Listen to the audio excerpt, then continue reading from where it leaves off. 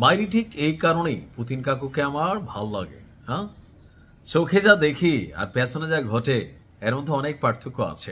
কথা বলছি, যেই ইরান রাশিয়ার জন্য সারা পৃথিবীর কাছে শত্রু হয়ে গেল, যেই ইরান রাশিয়াকে তেল কম ভাজা মচমচা ড্রোন দিয়া এই যুদ্ধটার সমীকরণ পাল্টাই দিল, যেই ইরান আজকের দিনে রাশিয়াকে পশ্চিমাদের সামনে মাথা উঁচু করে দাঁড়ানোর সুযোগ দিল, পুতিনকে ঝুক্যাঙ্গা নেহি সালা স্টাইলে থাকার সুযোগ দিল, তো এর জন্য পুতিন কাকু আসলে কি করতেছেন? আমার মনে, আমার আগের ভিডিওগুলোতে আপনি এই প্রশ্নগুলো দেখছেন, আমি নিজেই প্রশ্ন করছি যে রাশা কেন চুপ, কিন্তু চাঞ্চল্যকর তথ্য প্রতিবেদন বলছে ভিন্ন কথা।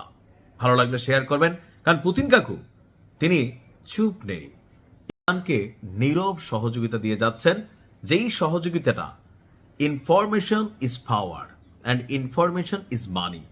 আজকের দিনে সারা পৃথিবীতে সবচেয়ে শক্তিশালী হচ্ছে তথ্য।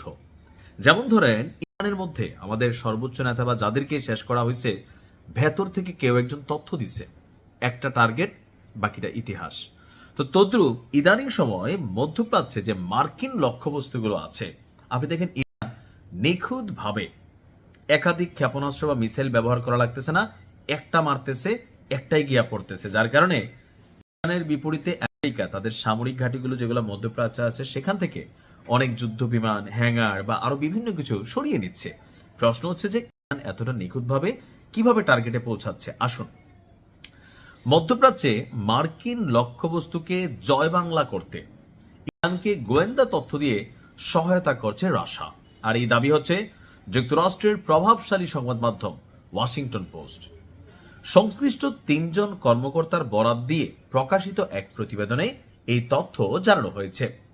প্রতিবেদন অনুযায়ী মধ্যপ্রাচ্যে মার্কিন যুদ্ধজাহাজ এবং সামরিক বিমানের সর্বশেষ অবস্থান সংক্রান্ত তথ্য ইরানকে সরবরাহ করেছে পুতিন কাকু।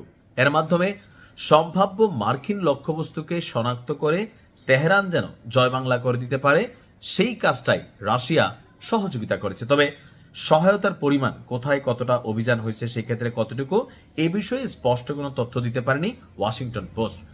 প্রতিবেদনটি বলছে, গত শনিবার যুক্তরাষ্ট্র এবং ইসরায়েল তেহরানের বিরুদ্ধে হামলা শুরু করার পর ইরানের সামরিক বাহিনীর যে মার্কিন লক্ষ্যবস্তুগুলো আছে সেগুলো শনাক্ত করার সক্ষমতা আপনার ততটা আর্মি বা যেই ক্ষেপণাস্ত্র মিসাইলগুলো আছে তাদের এতটা ছিল না। তবে রাশিয়া তলে তলে এই সাপোর্ট দিয়ে এই অভিযানগুলোকে সাফল্যমণ্ডিত করতে সহায়তা করেছে। এ বিষয়ে হোয়াইট হাউসের এক মুখপাত্র সরাসরি রাশিয়াকে মিলাইয়া একটা বক্তব্য দিচ্ছে যে রাশিয়া ইরানকে সমর্থন দিচ্ছে। অন্যদিকে ওয়াশিংটনের রুশ দূতাবাস এবং নিউ ইয়র্কে জাতিসংঘে রাশিয়ার স্থায়ী মিশনের পক্ষ থেকেও কোনো রকম প্রতিক্রিয়া দেওয়া হয়নি, অর্থাৎ ঘটনা সামনে আসলেও বলা হয়নি। এখন বক্তব্য হচ্ছে রাশিয়া কি এটা স্বীকারোক্তি দিবে? না। এটা কেন স্বীকারোক্তি দিবে না, এটা একটু মাথায় রেখেন। মেইন কারণই হচ্ছে যে যদি স্বীকারোক্তি দেয় রাশিয়াকে অনেক ধরনের বাটে পড়তে হবে। ব্যবসা বাণিজ্য এমনি, রাশিয়া ইউক্রেন যুদ্ধ নিয়ে অনেক ধরনের নিষেধাজ্ঞা বা ধরেন ঝামেলার মধ্যে কিন্তু সময়টা কাটাচ্ছে। তো এই মুহূর্তে আইসা ইরানের পক্ষে প্রকাশ্যে অবস্থান নিলে রাশিয়াকেও আপনার নানান ধরনের নিষেধাজ্ঞা অথবা পশ্চিমা শক্তিগুলোর মুখোমুখি হতে হবে। আমার কথা হচ্ছে প্রকাশ্যে দরকার নাই, গোপনে গোপনে এই ধরনের সহযোগিতা অব্যাহত রাখুক Russia. Best of luck Putin কাকু, ধন্যবাদ।